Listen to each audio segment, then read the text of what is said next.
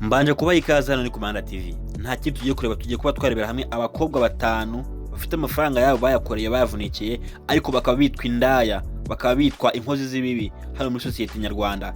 Ese koko ni ukuri bayicuruza bayakura mu bagabo? Reka tubirebe hamwe rero hano ni Kumanda TV. Niba ruga murigeza hano kanda subscribe, kanda like, koresha ukonde kunzogera kugira ngo ujye ubona amakuru nk'aya gatanu ku kandi.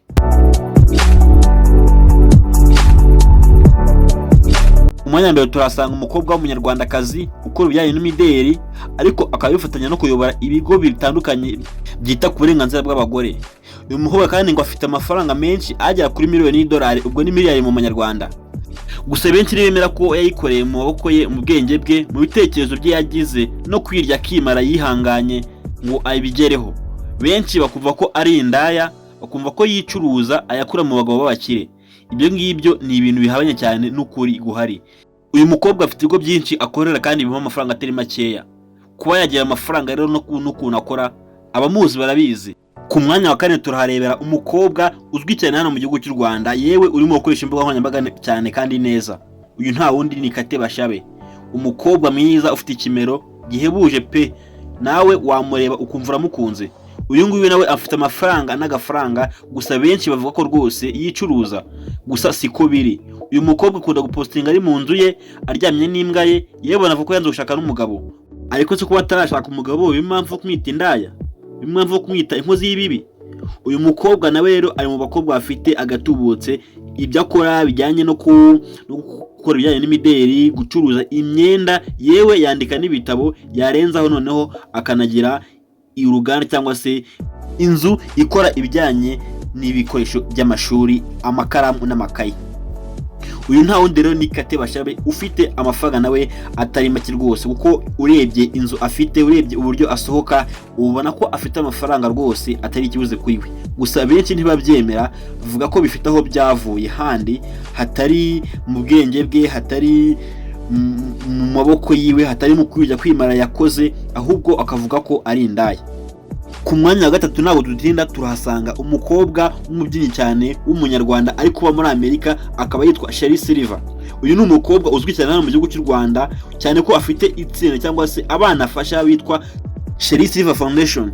Ni abana afasha mu bijyanye n'imibyinire no kuba baba bahanzi n'ibindi bitandukanye. Akaba ari ibintu byamugejeje ku inzozi ze zo kuba yahura na Perezida Paul Kagame ejo bundi rwose, bakaba barahuye bakaganira, akavuga ati ndi umwe mu bafasha u Rwanda kuba abana barwo batera imbere. Ubwo rero ugomba kumburesinga, ugomba kumumugisha, nanjye nkagira ibyo ngiraho, tukakomeza guteza Afurika yacu imbere. Uyu ni Sherry Silver rero, umunyarwandakazi wibera mu Bwongereza ariko akaba afite irebo cyangwa se ikigo gifasha abana kubyina, kigisha abana kubyina, cyangwa se nyine ishuri ryigisha abana kubyina ariko rikorera mu bihugu bitandukanye byo muri Afurika, kuko afite abana hano mu Rwanda, afite muri Tanzania, afite mu Bwongereza, afite n'afite muri South Africa. Ni umukobwa rero wamaze kuba yagira icyo bita nk'imbaraga cyangwa se kuba yakamamara bikamuha n'amafaranga, ariko benshi bavuga ko atariho yayakuye ahubwo yavuye ahandi. Uyu mukobwa kandi ni umwe mu bakobwa bazwi ko bategura ibitaramo bikomeye cyane hano muri Kigali kabisa, aho n'ejo bundi mu kwa 12 kizaba kiri kuba igitaramo cyitwa The Silver Gala, aho umuhanzi nyine The Sherry Silver abahemba abantu bitwaye neza mu mwaka uburangiye mu bintu byose by'ubuhanzi. Ku mwanya wa kabiri rero naho tuhasanga ni umukobwa wihaye cyane, umukobwa uzwi cyane hano muri East Africa rwose, arazwi pe, nta wundi yitwa Alia Cool. Ni umukobwa wamamaye cyane ku mbuga nkoranyambaga, cyane ko nawe zimumereye neza cyane rwose, ahembwa neza cyane, ko anakunda kuba atari mu Rwanda, cyane ko akunda kuba ari mu Bufaransa kuko niho akorera akazi ke kenshi.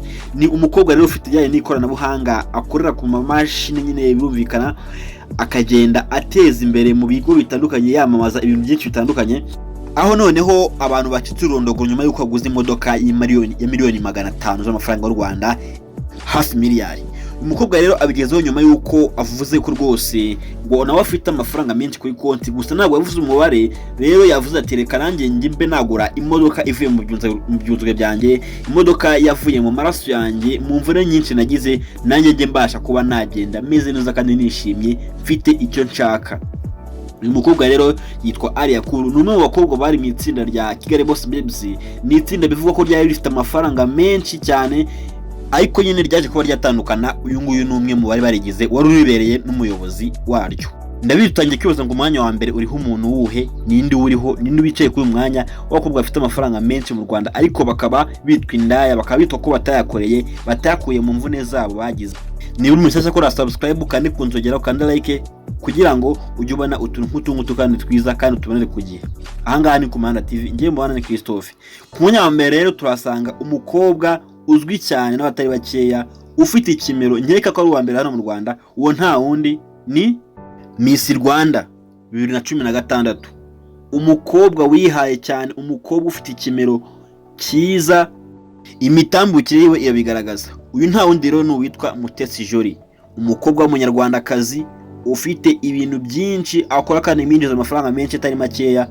Akaba afite ibijyanye n'ikoranabuhanga rihambaye cyane akunda gukora ari mu gihugu cy'u Bufaransa.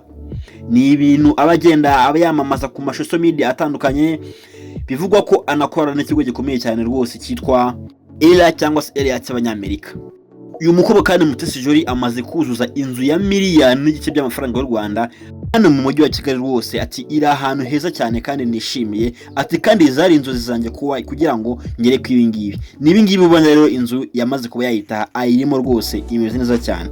Uyu Mutesi Jolly rero ni umukobwa w'umunyarwandakazi mwiza wabaye Miss Rwanda mu myaka yashize, kandi akaba avugwa ko nawe nyine ngo akora uburaya cyangwa se ngo yicuruza cyane, ko byavuzwe ko ari mu rukundo n'umugabo witwa Rugumi w'Umunyatanzania ucuruza ibijyanye n'intwaro za kirimbuzi.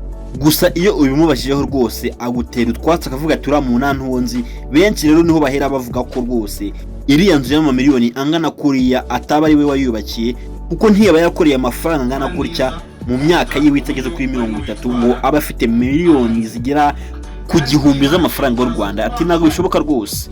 Bantu wanjye rero ndabakunda cyane. Ahangaha ni ku Muhanda TV, ndagira ngo ukore subscribe niba Rwanda ruhageze, ukande kunzogera like, ntwibagirwe share and comment kugira ngo ujye ubona amakuru meza hano ku gihe kandi mu ba mbere. Ndabakunda cyane, murakoze.